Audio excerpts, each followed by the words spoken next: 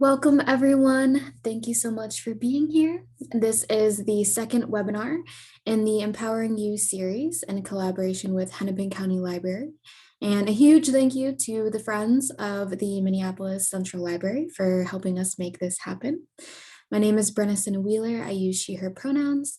I am the Education and Outreach Coordinator at Women's Advocates. Just a few quick announcements before we begin. We will be sending out a follow-up email with a link to the recording of the webinar and a PDF of the PowerPoint slides, as well as information on how to request and receive a certificate of attendance. I also want to acknowledge and extend gratitude for our American Sign Language or ASL interpretation services, which are provided by ThinkSelf Minnesota Deaf Education and Advocacy's Specialized Interpreting Fellowship Training or SIFT program. I also launched a few fun polls to learn a little bit more about all of you. And so let's see the results. Actually, I'll give maybe a few more seconds here, maybe 30 more seconds for people to submit their responses. I was definitely inspired by Sawyer Plotz, who was a speaker earlier this month. If you attended the deep dive into consent, he had some, they were more fun than these, but these are some that I thought of as well, just to gauge some more information about you all that might be relevant in terms of preferred communication, maybe your current mood, and also if you could choose any age to stay in for the rest of your life, which would it be? So there's some age ranges as well. So I'm going to go ahead and end the poll and share the results. So it looks like 57% of us said that they would choose to stay 20 to 30 years old for the rest of their lives. And then the next runner-up is 30 to 50. Wow. That is interesting to know. I would love to know some people's maybe insight into why they chose those, but that's really interesting. Thank you for participating. And then for a lot of us, 46% of us, our mood is sunshine and could also be described as cloudy for 30% of us. I know in Minnesota, where I am, it's beautiful. The weather is so gorgeous. So I definitely would agree that I'm also feeling probably more close to sunshine. And then in terms of preferred communication method with family, it looks like 59% of us, if we had it our way, it would be talking in person. And then the next runner up are tied between video chatting and also talking on the phone. And I saw some people in the chat were talking about how, it depends on where you are, where you're located. If you have extended family, sometimes it can be really difficult. But a few of us, maybe two, said they love sending memes and things like that. So that's absolutely another way of communicating as well. So thank you for that. So these are the learning objectives that you would have seen when you registered for this webinar. When I was putting these slides together, I realized in answering the question, how do we have difficult conversations with family? I had even more questions as answers, so you'll see a lot of these questions and prompts threaded throughout this webinar. I also wanted to add a disclaimer that we all have different relationships with our families, and maybe some of us don't talk to our immediate families, but have our own chosen family of people who we may not be blood related to, but we consider them family. So I just wanted to name that I have lots of resources, tools, and ideas to share with you all this evening, but I am in no way perfect, nor do I handle every situation I'm in, especially with family, in a completely healthy, well-adjusted way. I've had my fair share of difficult, to say the least, conversations, especially as someone who is a transracial adoptee, which means for me, I was born in China. I am Chinese, but my family is white. And so inherently, there are some differences in perspectives and experiences that often come up for me and other people in my family. I also want to invite you all to engage and share as much as you feel comfortable about certain things that have worked well for you or things that you're hoping to try out, just to foster deeper connections with whomever you consider family. And as usual, I encourage you all to take care of yourselves for the duration of this webinar and after as well. It will be recorded again, and all the PowerPoint slides will be sent to you via email. It will be sent to the email that you used to register for the event. So if someone else sent you a link or something, definitely feel free to follow up with outreach@wadvocates.org, and we'll make sure that you have everything you need. And feel free to take breaks, pause as much as you need throughout this. Again, it is being recorded. Okay, so just to take an additional moment to share some more about the organization that I'm from, which is Women's Advocates. Some of you may already know a lot about our domestic violence shelter. I do see some familiar names from some of you who have been joining pretty consistently since March of 2020. But if you don't, Women's Advocates resides in Minnesota on Dakota land that was ceded in the treaties of 1837 and 1851 and is known as St. Paul, Minnesota as well.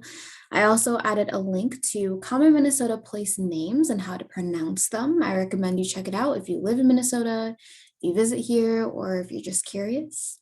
And again, I am Women's Advocates Education and Outreach Coordinator, and I continue to carry out our mission to walk with victim survivors and our community to break the cycle of domestic violence by addressing and preventing domestic violence where we live, learn, work, and gather through webinars such as this and many other avenues as well. Women's Advocates is an emergency shelter that supports many women and their children who are seeking safety from violence in their homes. We have many advocacy and support group services for our residents who are offered 3 meals every day, support with finding stable, affordable, and safe housing, employment, legal support, childcare, and much more. The typical stay in our shelter is 90 days, and our advocacy is driven by the people who we are supporting, and we acknowledge them as experts of their own experiences and lives. And we're there to support them in whatever way they tell us would be most helpful for them. And then after those 90 days, many of our residents are able to get continued support outside of our shelter through our housing and aftercare program for up to 1 year after leaving. If you have more questions about Women's Advocates, you can reach out to me directly or visit www.wadvocates.org. The main topic of this webinar is not domestic violence, but I thought it was important for us to kind of name the organization that I'm coming from and kind of that perspective a little bit.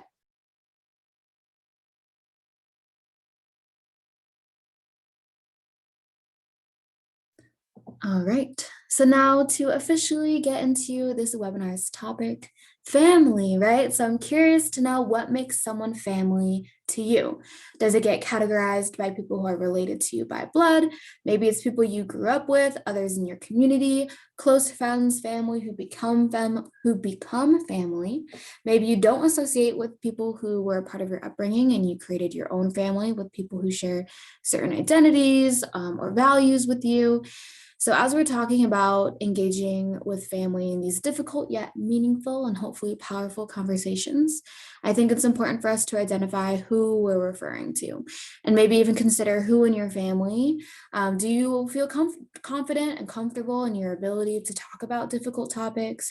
Maybe who in your family do you feel less confident or comfortable with? So feel free to share some of these ideas in the chat as well too. I'm seeing in the chat, love makes a family. Absolutely. What makes someone family is individuals who are there for you. Yeah, so lots of things about action. So not necessarily having to be in a certain environment or have certain connections. It's about, right, who shows up, who supports you. Absolutely.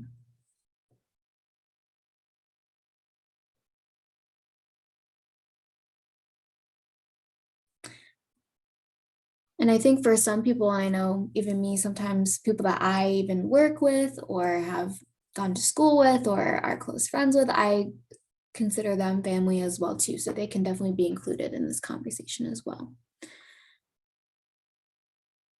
People that you live with, a special bond, having trust, people you can depend on in your time of need, all of these things can make someone family. Thank you. You can continue to send more things in the chat as you think of them, but we'll continue on with another invitation, right, to share what conversations are difficult for you to have with family. So now that we do have this better idea of who we're referring to when we say family, because of course that's going to be specific to you, I would like you all to write in the chat, if you feel comfortable, what conversations are difficult for you to have with family. So it can be generic topics or experiences, emotions, or situations. What makes something difficult? Right? So oftentimes the answer to that is discomfort. Our bodies will frequently tell us when we're approaching something difficult because our breathing might become shallow, or we might hold our breath or clench our jaw, or find that our shoulders are activated. That might be like toward our ears. We might start to sweat or feel anxious or nervous. All of these bodily sensations can be indicators of a difficult situation is approaching or is kind of brewing. So I'm seeing in the chat someone overstepping their boundaries, advocating for LGBTQ rights can be difficult with families who might not share the same values as you. Sharing when that person has done something that has hurt you. If someone was overstanding a boundary, I'm seeing a bunch of responses about politics are really difficult to talk about. Boundaries with my enmeshed family of origin. Other people in the chat are saying describing sources of hurt or anger, finances, mental health, weight.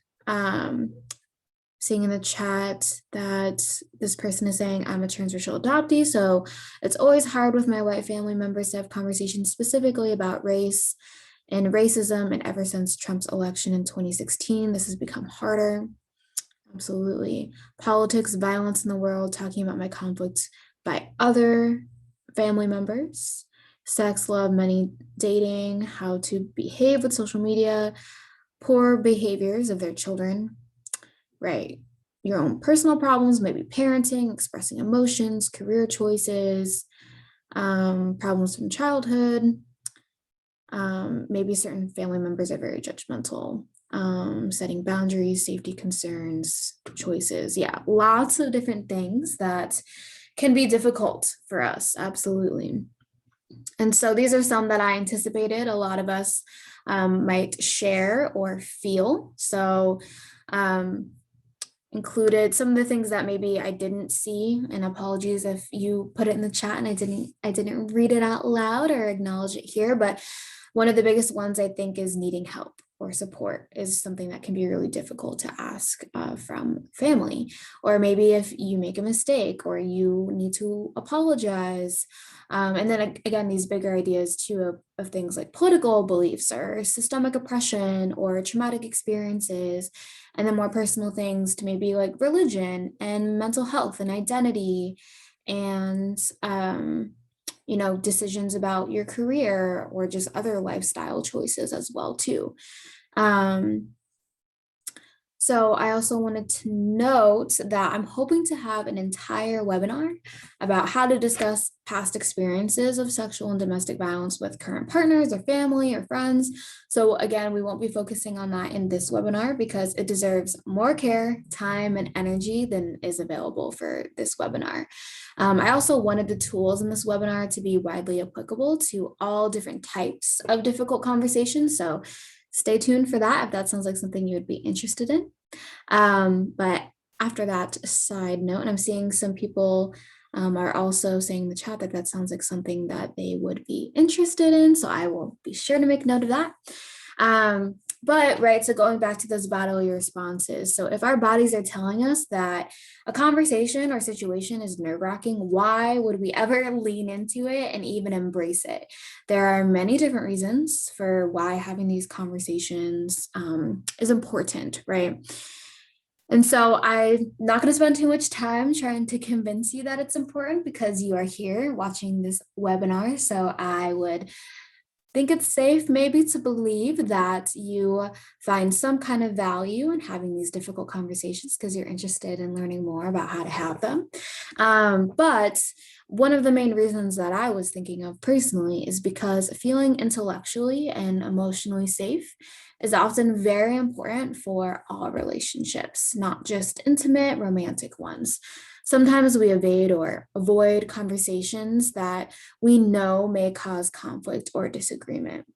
And I think it's important for us to take a moment to unpack our associations with disagreement or conflict with people that we care about, right? So, do you feel like having an argument with someone that you care about means that they hate you or that they're mad at you or that you don't have a good relationship? I personally believe that um, you can, and of course, you can always disagree with anything that I say, but being able to withstand an argument and still retain respect, kindness, and connection with someone is one of the hallmarks of a healthy, secure relationship.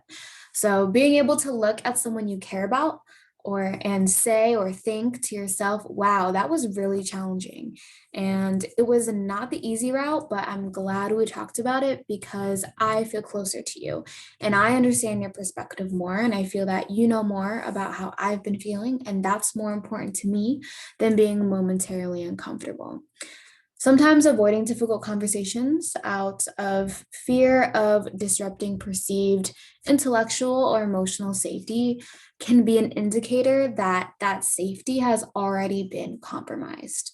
So, to me, feeling intellectually safe with someone means that I can express my opinions, my beliefs, and my knowledge without fear of being belittled, ridiculed, insulted, or put down in any way, and that my knowledge and expression of that knowledge is recognized, honored, and respected, especially if someone disagrees or feels as though what I said was wrong. So, similarly, for emotional safety, being able to express my emotions where it's not just the absence of shame or rejection, but the presence of warmth and kindness in an environment that is inviting of authenticity and not just tolerant of it. And then another reason for having these difficult conversations is how our family can impact how we show up in other spaces and how we connect to ourselves and other people outside of our families as well.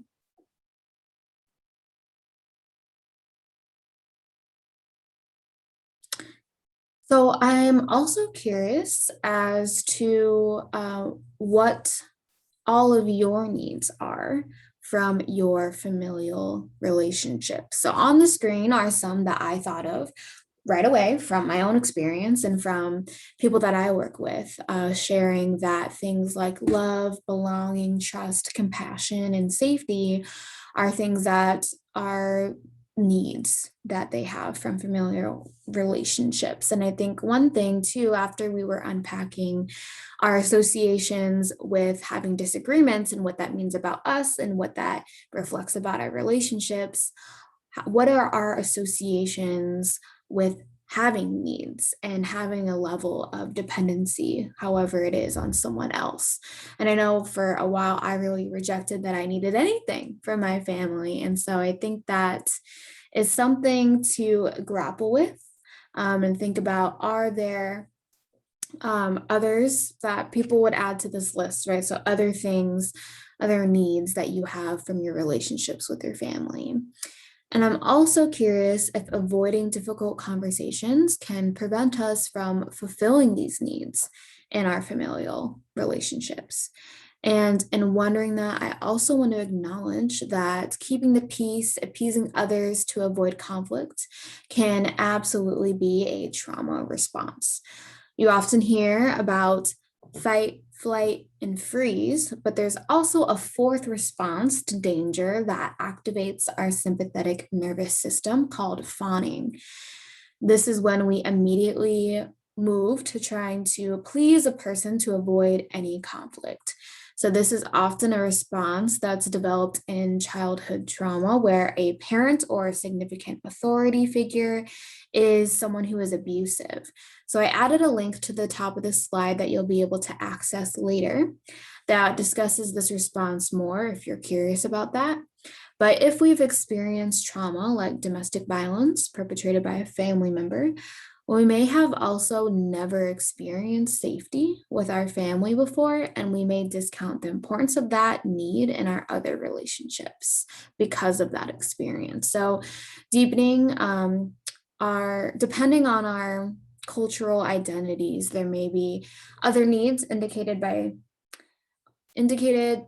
dictated by culture that are involved in familiar relationships as well. And I encourage you all to share those if you think of any that are kind of missing from this list. And I'm also seeing people say support, acceptance is really huge too. I think in my brain, I think of it's hard for me to feel like I belong somewhere if I'm not accepted.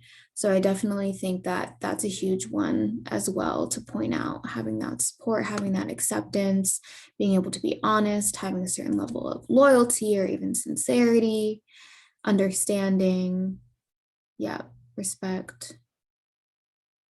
Yeah.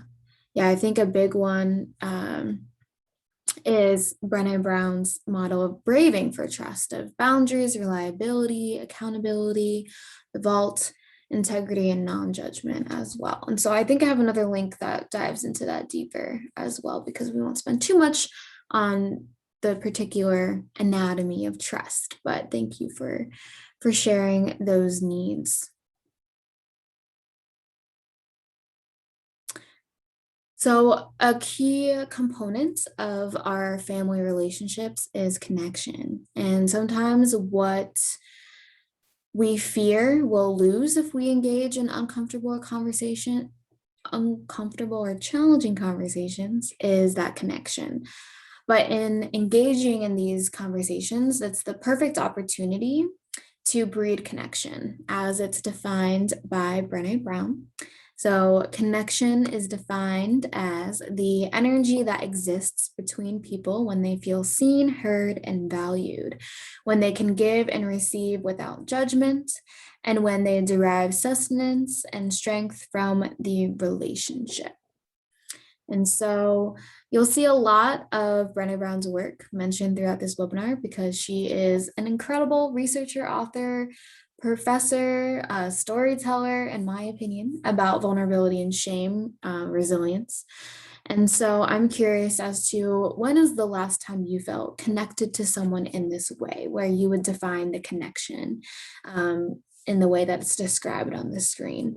And how can we continue to breed that type of connection with others?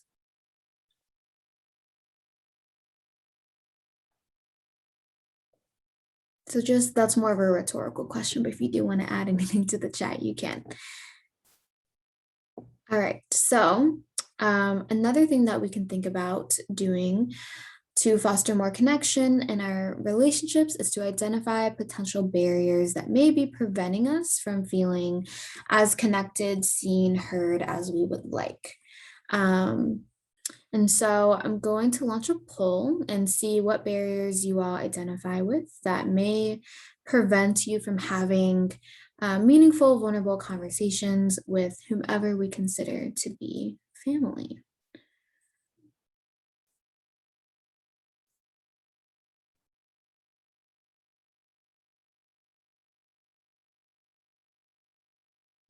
I'm seeing in the chat, some people are already saying that risk can be a barrier, interference can be a barrier.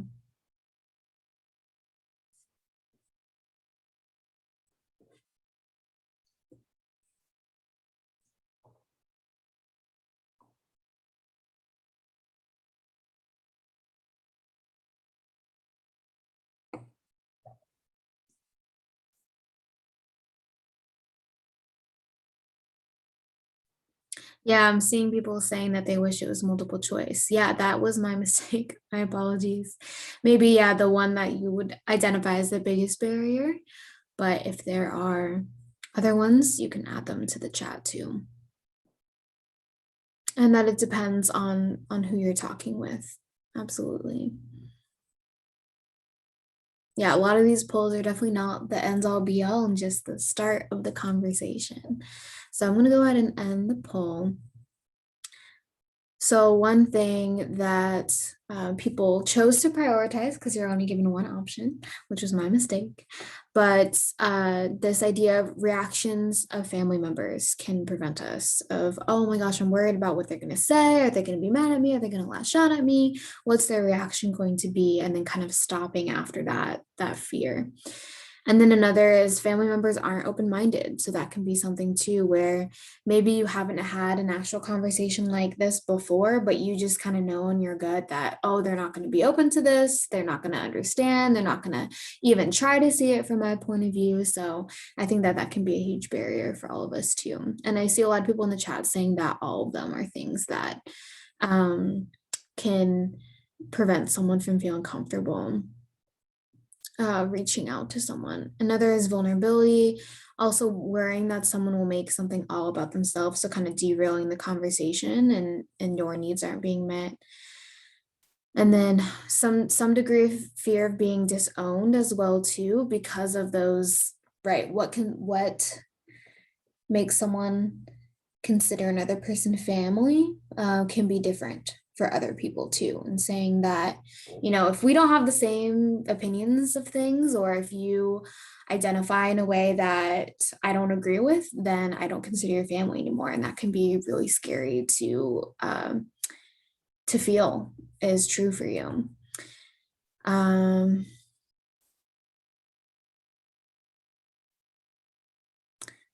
Yeah, there's also things in the chat about family being distant. So there's a lot of different things that can stand in the way of these conversations. So I think it's important to acknowledge those as well. And also not to say that, oh, it's as easy as, okay, let's just acknowledge these barriers and then they'll suddenly go away. No, definitely not. But I think just being able to name those can be an important first step of also giving yourself grace and sometimes reminding yourself of, yeah, the reason I haven't had these conversations is because it is really not safe for me.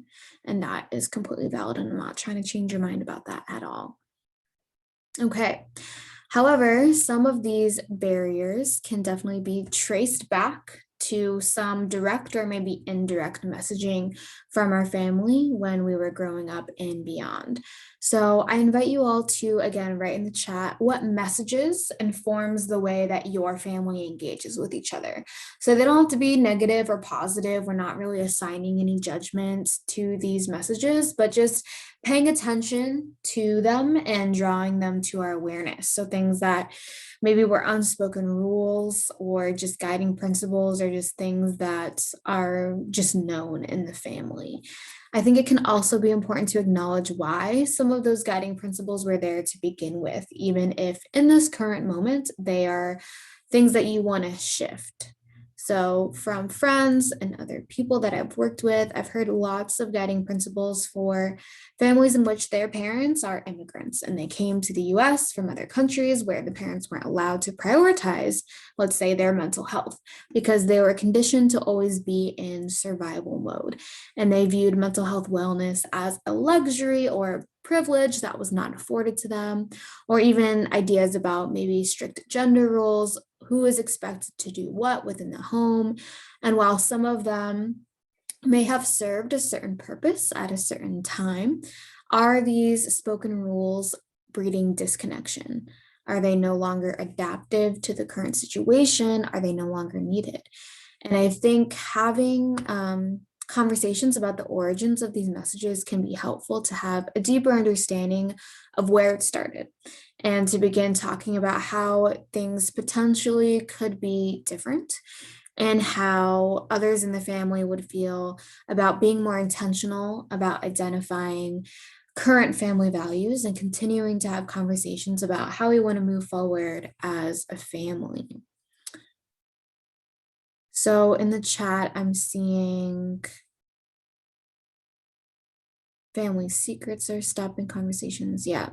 Having an authoritarian parenting style, saying no weakness should be shown. We weren't allowed to talk about our family problems, right? Avoiding conflict, don't disagree with your father. Mental health is considered a taboo subject to talk about. Um, maybe denial, maybe there's family secrets. Others are sharing that males in their family are not valuing females. So, right, different standards of treatment and accountability and what is accepted. Thank you for sharing that. And so, on a related note, I thought that it would be important to also highlight how each family is unique, and integrating all of the different cultures, identities, and other contexts is important to take into consideration while we're having these conversations. So, what is on the screen is absolutely not a comprehensive list, just a starting point.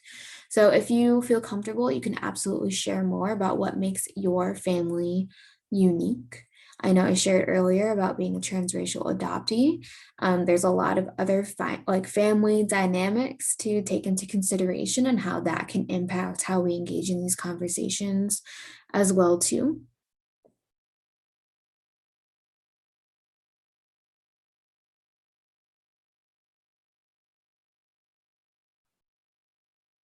So just some things to consider. All right. And then each family also has different ways of engaging or not engaging with these two concepts, right? So guilt and shame. Again, borrowing from Brené Brown. Here's some more information to deepen our understanding about guilt and shame. So she says, I believe that guilt is adaptive and helpful. It's holding something we've done or failed to do up against our values and feeling psychological discomfort. And then she goes on to say, I define shame as the intensely painful feeling or experience of believing that we are flawed and therefore unworthy of love and belonging. Something we've experienced, done, or failed to do makes us unworthy of connection. I don't believe shame is helpful or productive. And so the question I have as an offering to you is, how do shame and guilt operate in our lives, in our families, in our relationships, and within ourselves? So I wanted to use this slide as an opportunity to invite us all to reflect on when we feel guilty. What have we done as it relates to our family that has made us feel guilty? What have our family members done that we believe warrant them to feel guilt? How do we respond to our own guilt and to other people's guilt? And then applying those same questions to the concept of shame. So, have you ever been ashamed, or have you ever been shamed by someone in your family? Have you ever been the one to use shame to cause someone to feel bad about themselves? It takes a lot of honesty and humility to be able to admit to ourselves when we may have utilized shame instead of engaging in more meaningful, compassionate actions or words. And then that leads me to the next offering of, how do we hold others accountable and ourselves accountable for our actions without using shame? So I'll pause for a moment to see if anyone has any ideas or anything that they want to share in the chat. I'm seeing some people say that they've been shamed for being who they are, and an acronym for shame as well of silently hiding all my emotions, SHAME. Wow, yeah, that's a big one. I want to resend that in the chat so everyone can see that. Others in the chat are saying, I feel, well, for a long time, this person felt shame for educating themselves. Their family shamed them for going to college, and a few of the family members would not talk to this person because of it. Right. Others have said that they felt guilt when they have struggled with mental health, using I statements to attempt to avoid using shame. Others are sharing being shamed, right, for their career path, for choosing to major in social work. emphasizing being hurt by their actions rather than trying to emphasize their actions are a result of character fault, right? So again, with those I statements of I felt this way when you did this, instead of I felt this way because you are this, that can be a statement that is more rooted in shame rather than like accountability, right? Other times of people feeling guilt or shame is not feeling good enough, maybe having people um, engage in power over rather than power with, feeling used. Maybe shame for marrying the wrong kind of man, right? Yeah. Thank you for sharing all of these examples of when we have felt guilt and shame and being able to differentiate between those two things as well. Also seeing in the chat, shame for trying to allow my children to know their fathers and shame for allowing domestic violence. Say that in quotes because a lot of people aren't allowing it, right? So like the people who are using violence are the ones making that decision. So technically they're the ones allowing domestic violence to happen. Anyway, others have shared about a tactic of illustrating an event from the perspective of the person who was hurt. So I did this with some family so they could see how what they did or said was hurtful, and then they could maybe learn from it. Yeah, I think sometimes what people will do is maybe mention and say, oh, my friend's in this situation and this happened to my friend, and then kind of using that to describe to that person how it felt, because a big response to bringing things up, especially that someone else has done, is that defensiveness, right? And just having to reject it and prove you wrong. But if you first depersonalize it and allow them to see it from a more neutral perspective, that they aren't feeling like they have to defend themselves, that they can just see a situation for how it was and then maybe consider another person's point of view, that can be a useful way for not saying this person is horrible for doing it and you are that person, but just being able to break down some of those barriers of over personalizing it and allowing them to kind of see it from a more neutral standpoint. There's other people saying that they feel guilty for advocating for themselves when in fact I shouldn't be ashamed to stand up for myself. Yeah, absolutely. So thank you for sharing. We will continue. So while we continue to ponder that last question, I know it's a heavy one, so we don't really need to get into the most, like traumatizing, guilt-ridden, shame-ridden experiences we've ever had. But I do have some ideas to offer to you all about mitigating some of those barriers that we may or may not have identified with earlier. So a great place to start is learning. There are a handful of slides with lots of resources at the end of the webinar that I'll share as great starting points again. But more generally speaking, there are so many books, movies, shows, and other forms of media. I've been surprised by what I've even learned and used on platforms like TikTok. So even being able to share something, and sometimes you don't have the words to explain something and someone else does, and you really resonate with it. And you can share that, you can show that to someone else and watch it together. I've done that with several of my family members. And again, when it's coming from someone else, sometimes they're more receptive than when it's directly coming from you. And so all of these things can be tools to help us learn more about what healthy family relationships look like, sound like, feel like.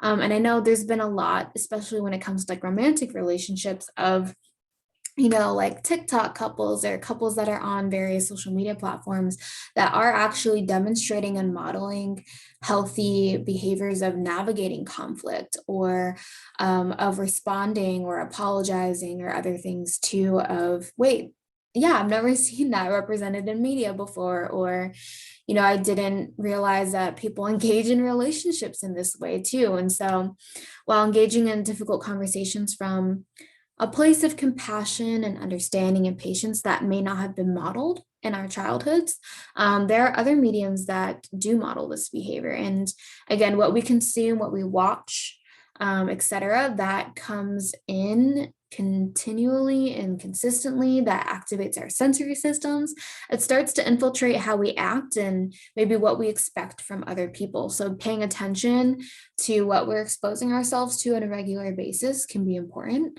and a way of mitigating the barrier of maybe not knowing what you need is to listen. Again, sounds very simplified, but tuning into your body's wisdom and being able to discern what other people are truly telling you and not going through a filter of defensiveness or other things too. And it seems like a simple one, but transitioning from listening to respond versus listening to understand, or engaging in empathetic listening. So that has been conceived as something that is a little step up from active listening. So all of that can spark a shift in how you connect with others. It's difficult to communicate when we're not fully paying attention.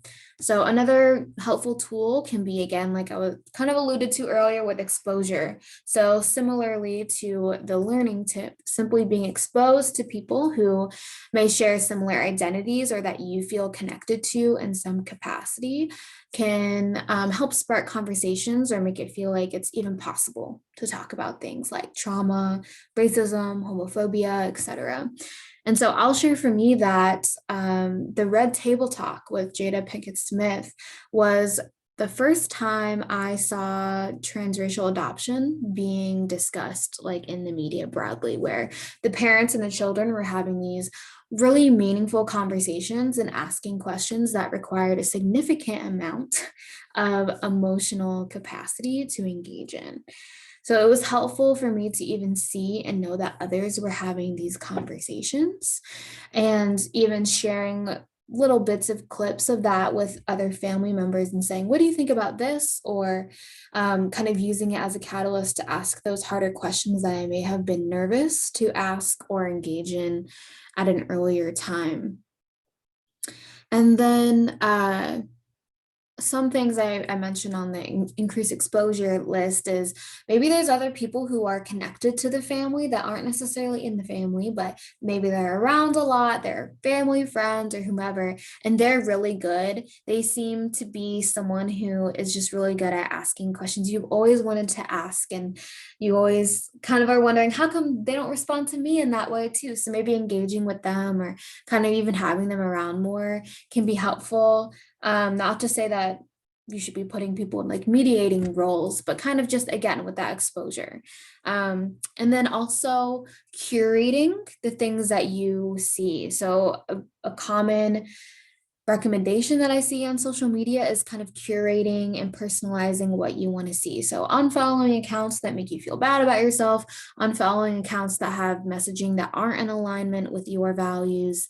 And then going out of your way to intentionally follow people who are more aligned with your values and aspirations. So I think one thing that's come up a lot, especially as it pertains to politics, is Facebook, right? And knowing that you can mute someone, right? So you don't have to unfriend them and cause drama in the family or anything, something that they will notice. You can just make it so their political posts or anything that they're posting doesn't come up on your feed, and that can give you a little bit more of a peace of mind in engaging and going on something that you spend probably more time than maybe you'd want on social media. No shame on that at all, but there's a lot of different things that you can do to try to make your space and the things you come into contact with more supportive of your values.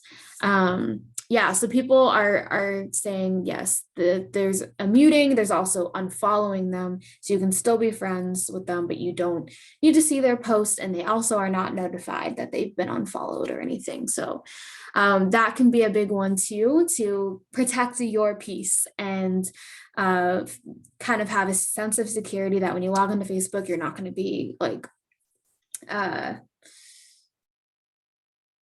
activated in some way of like, I was just expecting to see cute photos of my cousins and whomever, and now I'm seeing propaganda about something that I don't agree with and that violates my human rights. So like, yeah, so definitely look into that if that's something that is is important to you. Okay. So another way to lessen the impact of these barriers is to just do it. So I noticed I've lived in Minnesota for like 6 years now, and I've been pronouncing words like a Minnesotan. And so I've been noticing that. That's why I kind of laugh to myself. But I have kind of a silly example of this, but bear with me. It is related, I promise.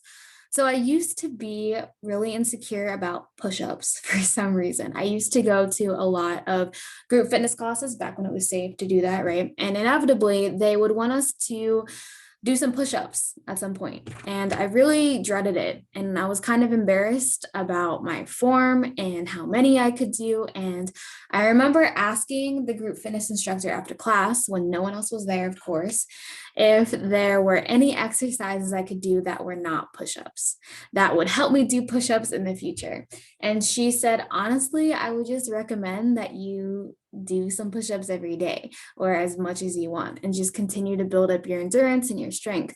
And your body might not be used to being in that position or using those muscles in that way. And the best way to train your body is to do it and to practice. So, of course, things like lifting weights and building other strength could be helpful, but I was kind of looking for a way out of doing what I actually wanted to do. And I think that can be a helpful analogy to increasing our comfort and tolerance for vulnerability, is that exposure therapy almost. So kind of continually seizing opportunities to practice being honest, to practice sharing our emotions instead of doing a bunch of other things that kind of avoid actually having a conversation with a specific person. So if we focused on these smaller steps of building up to bigger topics and starting with questions and or asking a little more deeper questions and kind of testing the water and continually working toward getting to a point where it feels okay to bring something challenging up. Another way of actually doing the work is role playing. So role playing with a trusted person, again, with intention of hopefully one day having that actual conversation, but role playing this scenario. So what would you want to say? And while you obviously know this isn't the real conversation, it's kind of conditioning your body. So later on, it may remember, hey, we've done this before, like this is familiar. And it's a common thing in my personal dictionary or lexicon with my friends and my family where I'm like, can we role play this really quick? Because I just want to see what it is I really want from this conversation. And I want to destigmatize that this is something I'm not allowed to say out loud or something that I'm not allowed to communicate outwardly to other people. And so that can help me feel like it's less of a foreign concept. So actually getting in the push-up position and doing the push-up, regardless of if it feels awkward or unfamiliar, still pushing through and doing it. I think that that can be a big step. And so looking at the chat, practice makes it easier. So I'm glad that for some of you, it seems like that analogy made sense and it connected to the issue. So thank you for that feedback. And other people are saying the fishbowl technique was so tough to get used to during counseling classes, but it helped so much. Yeah, if you want to expand on that. And also, I think this message was not shared to all panelists and all attendees, but if you want to expand a little bit more on the fishbowl technique, that would be great if you want.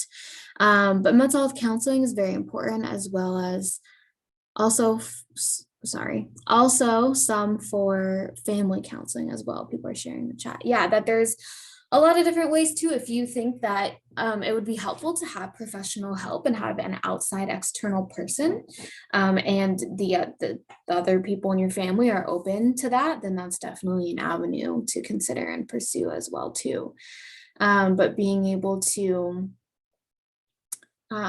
engage in that way and maybe even practice like setting a timer and saying, hey, for these next 5 minutes, I'm kind of just going to say my piece without interruptions, and then you can say yours, and then we can converse later on. So there's a lot of different ways to kind of go through that, and it can help bring up, again, what your needs are and what your desired outcome is for the conversation. So sometimes you might get to the beginning point where you identify, okay, I want to have this conversation. It's meaningful to me. It's important, but I don't really know what I want from it. And I personally have gone into so many conversations like that where I'm not thinking about what I need. And I'm just saying, okay, I'm mad about this, or this really hurt my feelings. And then halfway through the conversation realizing, oh, what am I even expecting from this person? And if I haven't identified that, almost every time after the conversation, I would just feel unfulfilled, or that it made things worse, or whatever the case is. And so I think being able to walk through it and anticipate how that conversation could go, especially if you're role playing with someone who also knows that other person and knows some of the things that they may have said in the past, that can help navigate those barriers and say, okay, if this person says this will kind of be my go-to answer, and kind of doing a little bit of prep to acknowledge some of those very real fears that may exist for having those conversations. Okay, so addressing this final barrier before we dive into how to actually start, but being able to build our tolerance for disagreement and how we can embrace learning from different perspectives. And I also want to make it clear that this does not apply to tolerating things like abuse, oppression, or any of the isms like racism and sexism. Disagreement, for me, I'm referring to having a different opinion about something that doesn't question someone else's like humanity, right? So you definitely, this is not me saying you have to tolerate someone saying or doing harmful things. However, this is referring to being able to tolerate when someone simply disagrees with you about something. Maybe they experience something differently than you. Maybe you have a misunderstanding. Maybe you have a different perspective. Again, that is not blatantly violating, just different, right? So taking a moment to look at ourselves and think, do I feel the need to control how other people feel, act, or think? And if yes, why? Do I need to feel like I am right? So again, why, and what would it mean if I wasn't always right? What if I could free myself from that impossible expectation that I need to always be right, and replace it with compassion for when I may not always get it right? So it makes sense for us to want to be around people who share our values. But being in an echo chamber, right, where constantly the same ideas and thoughts are being passed back and forth, there's not a lot of learning or growth that always happens in those environments. And sometimes our families can have really different perspectives that we can learn from. Not saying again that we have to assume those exact thoughts or replace ours with theirs, but it just widens our perspective and understanding, which we can utilize when we're having these meaningful and difficult conversations that we keep talking about.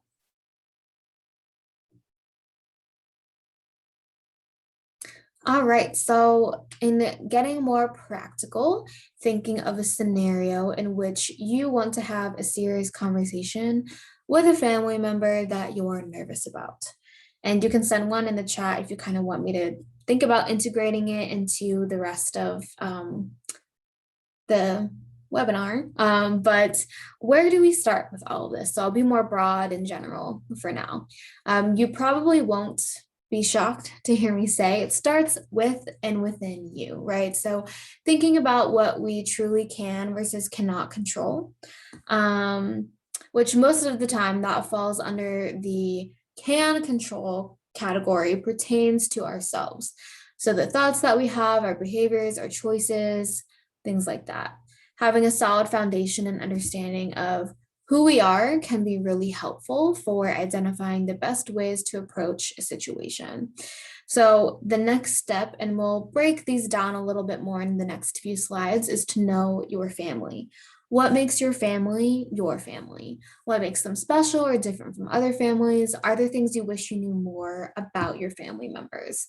How do they engage with emotion? How do they communicate? So thinking about these family aspects and integrating them with our own personal experiences, our own personal preferences, all of those things can be helpful later on.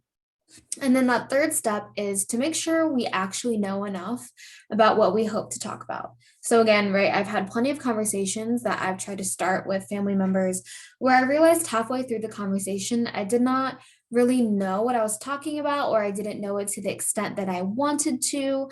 And they could tell. And they used that to their advantage. And then now I'm regretting even bringing up the conversation.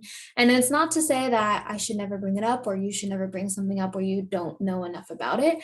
But just when you do or when I do, right, I'll be sure to learn more to increase my confidence and have a deeper understanding of my own opinion so I can better explain and share that with a family member. And so I think sometimes those things, and sometimes we can know things, we can know statistics, we can know facts, we can say, hey, I can prove to you that this exists. It's not something I'm just making up in my head. But sometimes when we're in the heat of the moment, we forget those things. So it's not to say that you don't know those things, but being able to increase the confidence can come from, right, learning as well. Okay, so if you Google self-exploration or self-discovery, all those different kind of things into Google, you'll find a ton of journaling prompts and so many other things. And there's a lot of different ways to get in touch with who you are. And that's going to differ and be unique to you because we're all different, right? But I do want to encourage you all to think about this some more, especially within the context of your family. So I'm going to launch a series of polls. There are a lot of them in this one. Some of you may have heard of these quizzes or concepts before. So things like attachment styles, conflict management styles, love languages, etc. And some of you may have never heard of these concepts before. So that's okay. I provided brief descriptions for each, and it's not an activity to agonize over. For some of these, you can kind of just go on your gut of like, okay, this kind of sounds like, anxious, sounds like this, or I think that I relate to avoidant or whatever the case is.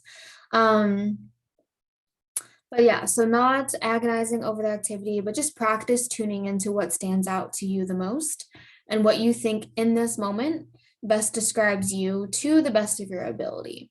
And if you look at these polls and it's super overwhelming or you don't want to do it all for any reason, that's completely fine. We'll give everyone else a few moments to think about this and submit their responses. And I'll have another slide later that has all of these more or less outlined with links to explore these concepts further after the webinar if you're interested in that. So I'm going to pause my talking so you can concentrate on the questions and give about a minute or so for people to kind of read through these. So again, whatever your knee-jerk reaction is as you're reading through these different options.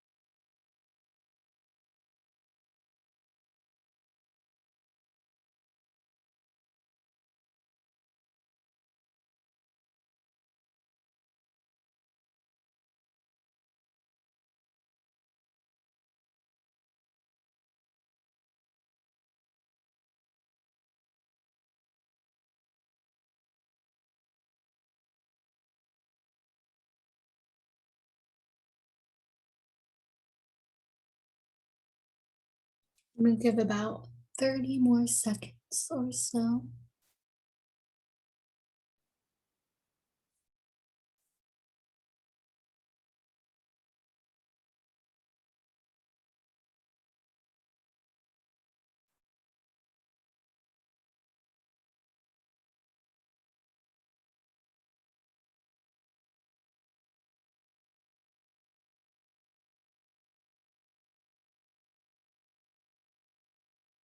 I'm seeing in the chat that it can be difficult to answer in the poll what you identify with now and what you want to identify, right? So some of us might say, okay, I know in my heart that my attachment style is anxious, but I want to be secure. Or so again, know that there is no right answer to any of these. It's just self-inquiry, right? Okay. So I'm going to go ahead and end the poll. I'm seeing a few sneak in for submissions. Okay. So 26% of us identified with an anxious avoidant attachment style. And then the next runner up was 24% of us identified with a secure attachment style. And again, I know that this can all probably differ with each of your different relationships. It can differ with people in your family versus your friends versus your partner, whoever. And then the next category was about your top love language. So, how do you receive and feel loved by others? And so 34% of us said words of affirmation. So things like, I love this about you. I'm so proud of you. 28% said quality time, like watching a movie or any other activity. And then 22% said acts of service. So things like, I know you're busy today, so I did the laundry and cleaned the dishes. All right. And then what do you think your top love language is for giving love to others, just showing that you love others? So these were a little different, where acts of service was 28%. And then the next was quality time. Interesting. What's interesting to me is that I know a lot of us are in like helper roles. So it's interesting that the way that a lot of us receive love is affirmation and like those words of affirmation and quality time. And then the way we give it is acts of service, which totally makes sense, where it's like, this is how I support people. Okay. And then how do you perceive your role in your family? So this may be like a newer concept. So this is something that I discovered and I hadn't really known much about, but it looks like a lot of us, 28% of us, are saying that they identify with being the rescuer. So the person that takes care of others' needs and emotions and problem solves for others in the family. The rescuer might have difficulty with conflict. Yeah, so that is the most frequently reported one. And then I think the next one after that is a tie between truth teller, so the person who reflects the system as it is. At times, the challenge is how that information is relayed. Other members in the family might be offended or avoid the truth teller because of the power of the truth that they hold. And then the other one that is a tiebreaker is hero. So that refers to the good and responsible child or person in the family. The person is a high achiever, carries the pride of the family, and they overcompensate to avoid looking or feeling inadequate. Yeah. And then conflict management style. So 29% said collaborating style. So a combination of being assertive and cooperative, those who collaborate attempt to work with others to identify a solution that fully satisfies everyone's concerns. And then the next runners up were accommodating. So it's the opposite of competing. There's an element of self-sacrifice when accommodating to satisfy the other person. And then compromising style was the tie with accommodating. So aims to find an expedient, mutually acceptable solution that partially satisfies both parties in the conflict while maintaining some assertiveness and cooperativeness. And then the last was, what is your apology language? So I know apologizing was one of those things that people identified as a difficult topic to bring up with family. And 50% said that their language is to accept responsibility. So saying things like, I was wrong for doing that to you. And then the next runner up was genuinely repent. So saying, I can only imagine how much pain I caused. I'm so sorry. I won't do that again. Next time I will do blank differently. So I'm going to stop sharing those results. Thank you for participating in that. That's the last long poll, I promise. But I hope that you had some space with that to think about your self-awareness and who you are in the context of your family, who you want to be, and maybe things about your values, your strengths, your areas of growth, all of those things. So now on to knowing our families. So as I mentioned earlier, what do we currently know or think that we know about our families, and what questions can we ask to learn more about them? How do we use this knowledge of our families every day? So for some of us, especially those who have experienced maybe things like domestic violence, may become really skilled at reading and knowing others and picking up on their body language and other behaviors that we neglect our own needs or ability to pick up on what we need or want because it's never been the priority. So even knowing that information can be really helpful as well when we're navigating, engaging with family in these tough conversations.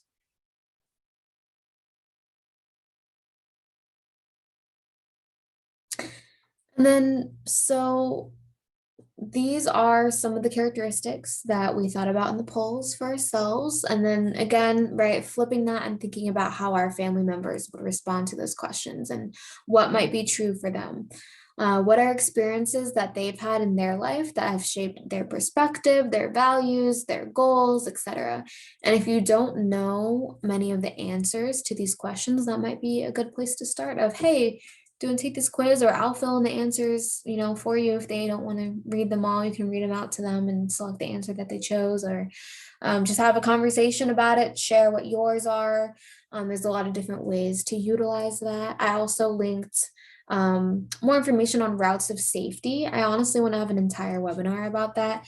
So feel free to check that out and learn more about how you seek safety in certain situations and how others in your family might as well.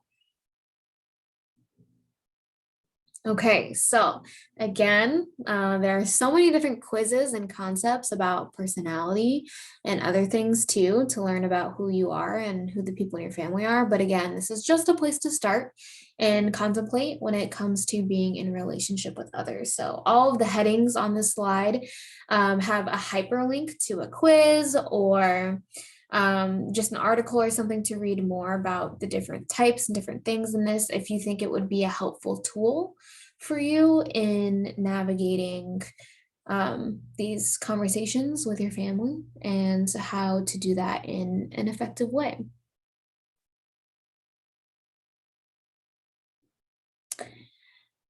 So again, some more questions about what to know more about the subject that we hope to discuss. So asking ourselves, what questions do I have? Where can I learn more about this? How can I explain this topic to someone who might not know much about it?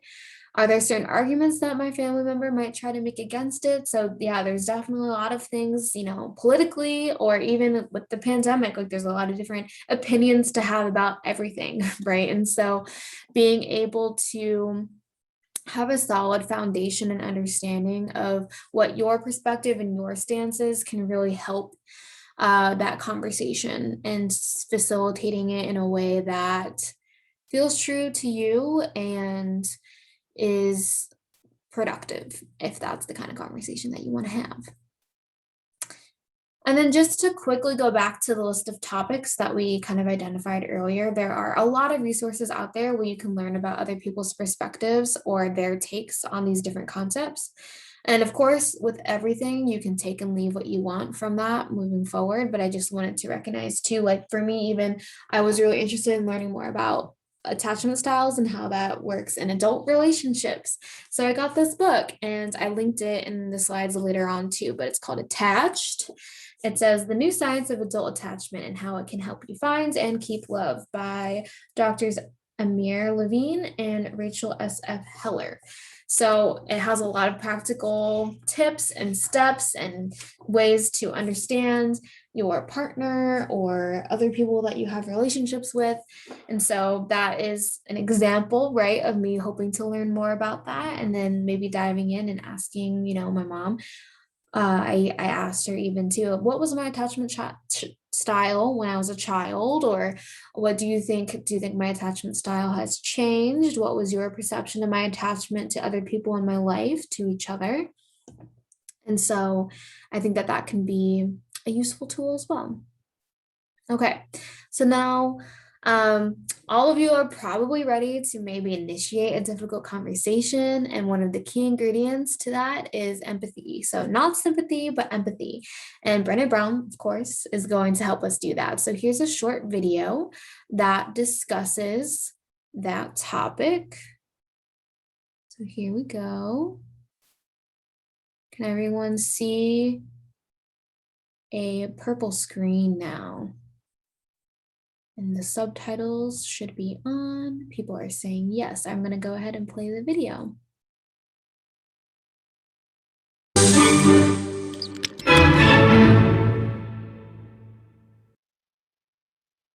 So what is empathy, and why is it very different than sympathy?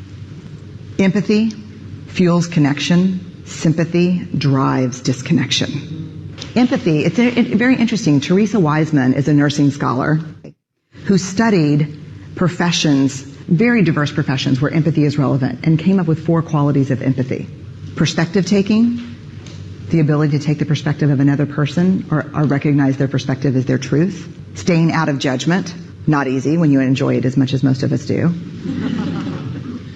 Recognizing emotion in other people and then communicating that. Empathy is feeling with people. And to me, I always think of empathy as this kind of sacred space when someone's kind of in a deep hole and they shout out from the bottom and they say, I'm stuck, it's dark, I'm overwhelmed. And then we look and we say, hey, you can climb down. I know what it's like down here, and you're not alone. Woo! It's bad, no. You want a sandwich? Empathy is a choice, and it's a vulnerable choice, because in order to connect with you, I have to connect with something in myself that knows that feeling. Rarely, if ever, does an empathic response begin with at least. And we do it all the time, because you know what? Someone just shared something with us that's incredibly painful, and we're trying to silver lining it. I don't think that's a verb, but I'm using it as one. We're trying to put the silver lining around it. So, I had a miscarriage. Oh, at least you know you can get pregnant. I think my marriage is falling apart. At least you have a marriage. John's getting kicked out of school. At least Sarah is an A student. But one of the things we do sometimes in the face of very difficult conversations is we try to make things better. If I share something with you that's very difficult, I'd rather you say, I don't even know what to say right now, I'm just so glad you told me.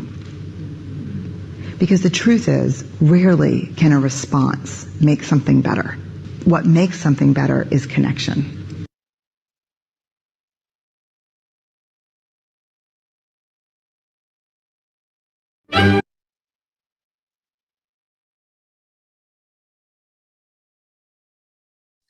Well, thank you for watching that with me. I do have a quick poll. This is the last poll. Just curious if you have seen this empathy versus sympathy video before.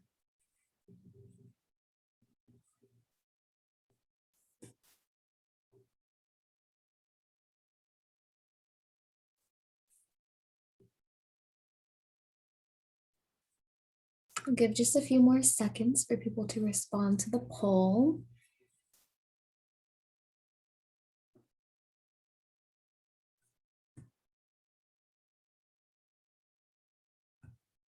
Okay, so 60% of us that responded to the poll said, no, I have not seen it, but I enjoyed it. And 38% said, yes, I've seen it and I love it.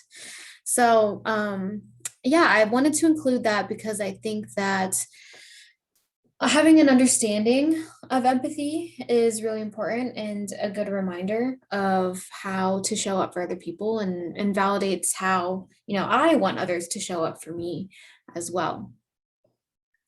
And so engaging in empathy, or when others are empathetic, it can help us embrace vulnerability and view it as a strength rather than a weakness. So again, Brené Brown has this basic but very helpful definition of vulnerability.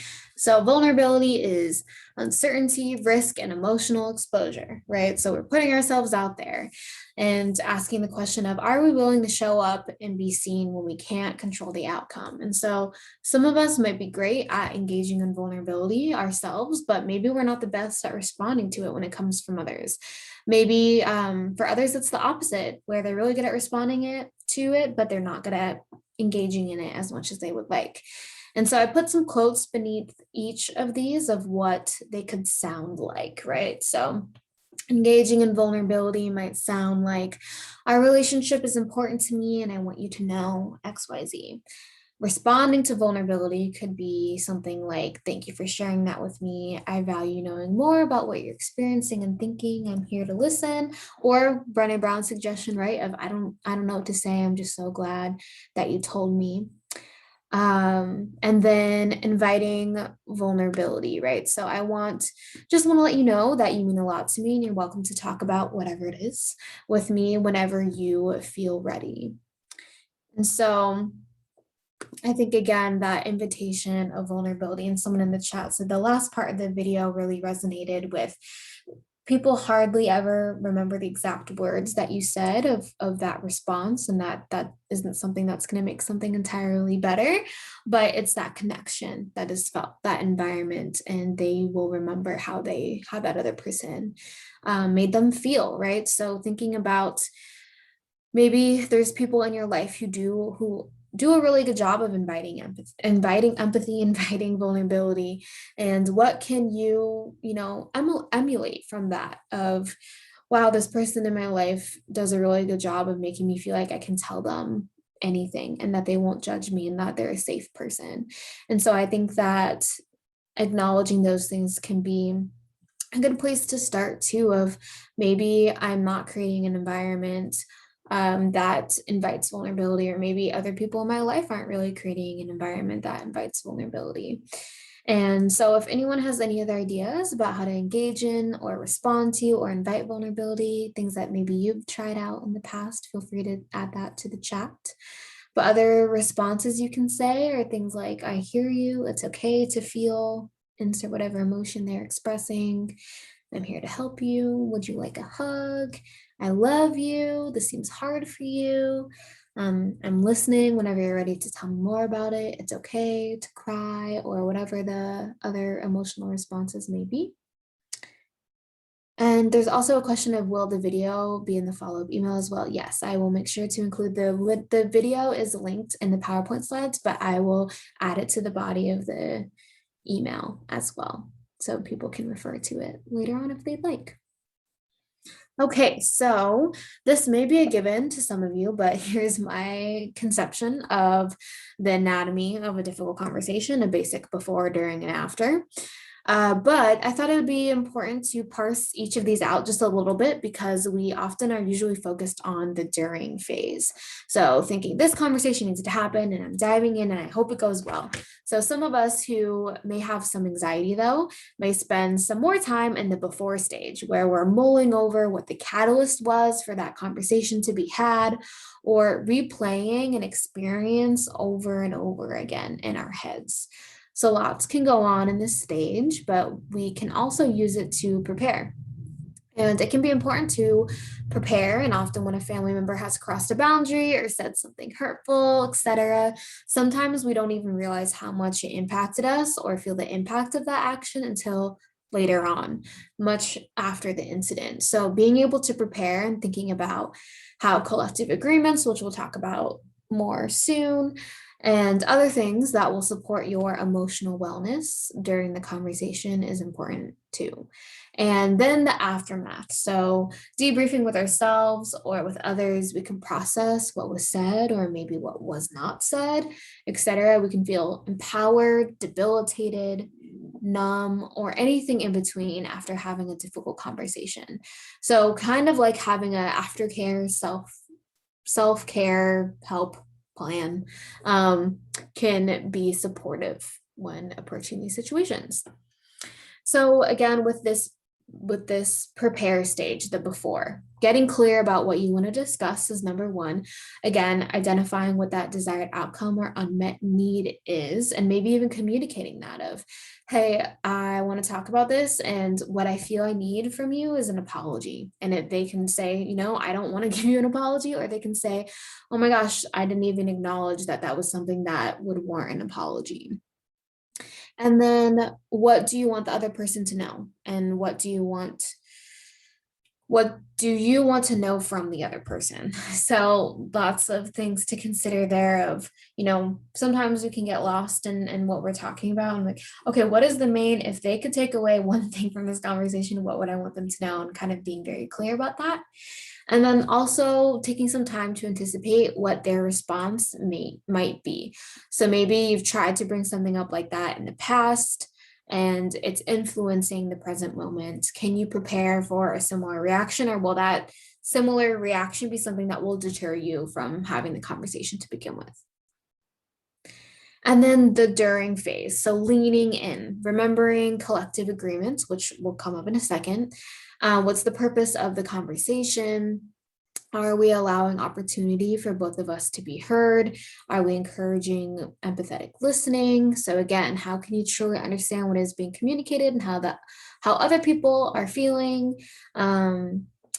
Or have been impacted.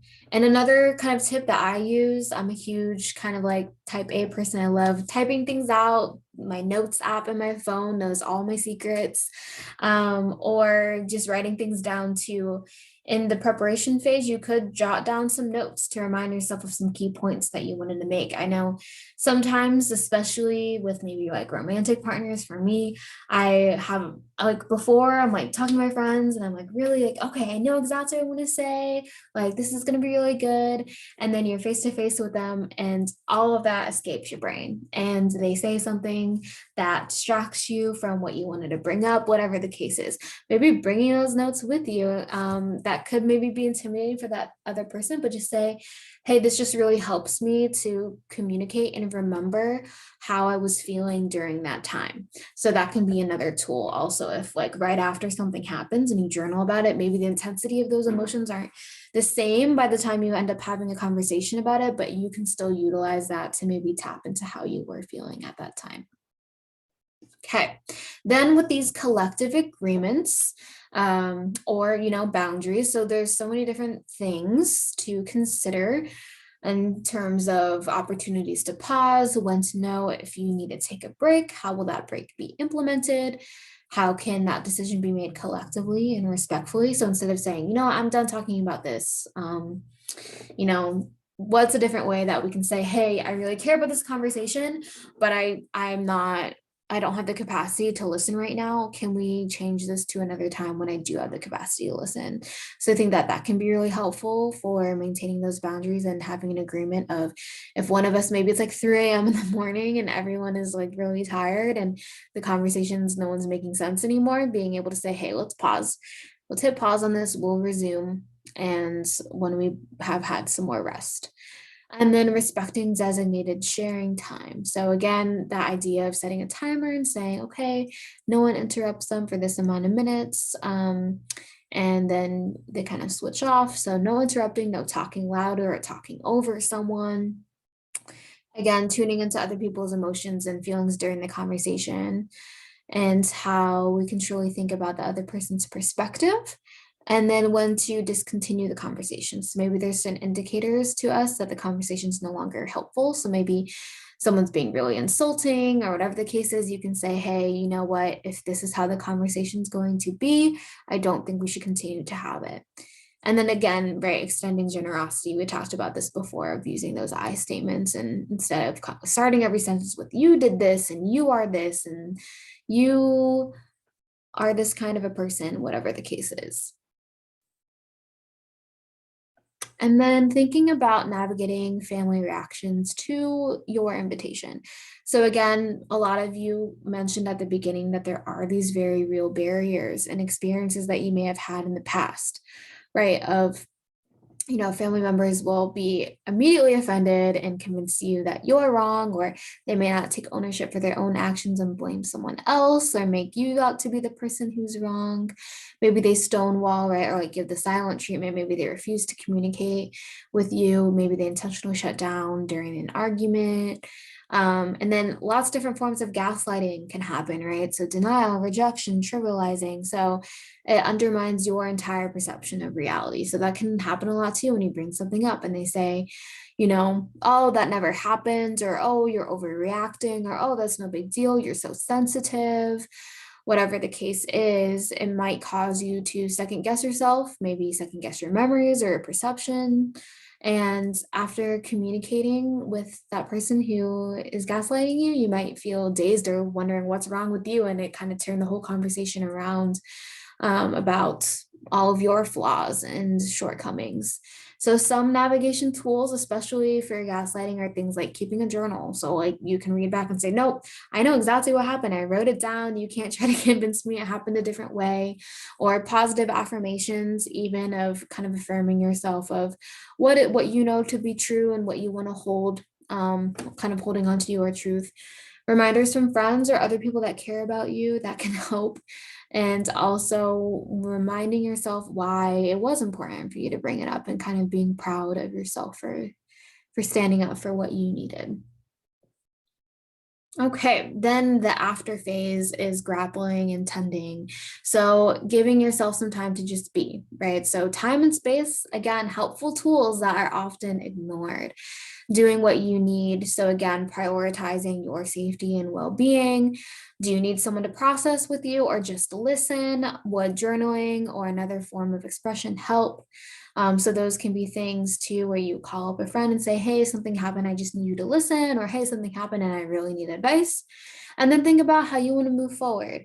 So consider if the conversation needs to be ongoing, if a follow-up is needing, or if you do feel resolve. And then maybe thinking again of what you can versus what you can't control. And then using that information to guide options if you want to accept that something is the way it is, or if you do want to think about giving forgiveness. Okay. And then another offering that I have is self-soothing or protecting your peace in different ways. So again, choosing yourself if it's safe to try not to compromise your needs, and thinking about what saying yes to you means instead of appeasing other people. Creating a supportive and warm environment. So I was thinking, those calm corners that they make for kids, you should totally make some for ourselves of, this is my space where, and even again, don't have to be a whole room. It can be a little corner, it can be a little thing where you have things that make you feel really calm, really protected, supported, whatever you need. Thinking of what would that look like for me. A lot of it is like candles and plants, and having like essential oils and different things, and big fluffy blankets and some socks, maybe a onesie, and then tending to your inner wounded child. So there's a lot of different resources on that too. If you Google that, there's a bunch of stuff on that as well. Again, therapy is a great place for that. And then I also linked our mindfulness techniques webinar that has a bunch of things to explore for self-soothing as well. Okay, so finally, this is the end. I know we only have a few minutes left, but I do have a bunch of resources. Again, if you think of any that needs to be added to this list, feel free to send it in the chat and I'll make sure I copy and paste it and make sure it's included in the email. Again, not an exhaustive list, but just a place to start. So a bunch of things that I personally have found helpful in my life, or other people have told me has been helpful in their life. And so those are things to watch. Here are some things to maybe consider doing. There's lots of card games with things too. So I personally have a bunch of decks from the end Skin Deep, and a family edition. They have a self edition, a healing edition. There's also a card game called We're Not Really Strangers. And so that can be a great opportunity as well. And then all of those other quizzes that we mentioned earlier. And then things to read. So again, lots of Brené Brown books. That attached book that I mentioned earlier. I know some people mentioned like racism. So you want to talk about race is a really great place to start as well. Other models of empathy and vulnerability are shown in a lot of different memoirs and things like Michelle Obama's Becoming, and Alicia Keys' More Myself, and All You Can Ever Know by Nicole Chung. So there's a lot of different things to read, and there's so much more in addition to this too. And then a billion podcasts. So you can tell I love podcasts. So these are a ton to consider and think about maybe listening here and there to whichever ones stand out to you. A lot of them explore these different concepts that we've talked about. And then I want to encourage you all to attend our May Mental Health Awareness Month webinar. So you can see we have 4 planned. And so I really hope to see you all there. If possible, you can register at www.wadvocates.org/events. The link will also be included in the follow-up email too. And normally this last slide has all of our contact information and such. So I'll try to pull that up. But in the meantime, yes, please fill out our feedback survey. That should automatically pop up when you close out of the webinar. But if not, I included the link there. The survey will also be in the follow-up email. And then here are some instructions for requesting a certificate of attendance. And then everything else will be in your email. I do want to see if I can quickly pull up our contact slide because I like to promote that and invite everyone to follow us on social media. Thank you again so much, everyone, for your attention, for showing up on what day is it? Wednesday evening, and or whatever time it is, wherever you are. So that's our follow us on all of the social media accounts, Facebook, Twitter, Instagram. Maybe subscribe to our YouTube channel. That's where we post all of our recordings of our webinars as well. Maybe save our 24-hour crisis line in your phone if it's safe to do so. All right. Thank you so much, everyone, for being here. I'm going to go ahead and close it out, but thank you again to Hennepin County Library and the Friends of the Hennepin County Library Central Minneapolis one, and also to ThinkSelf, Minnesota. All right.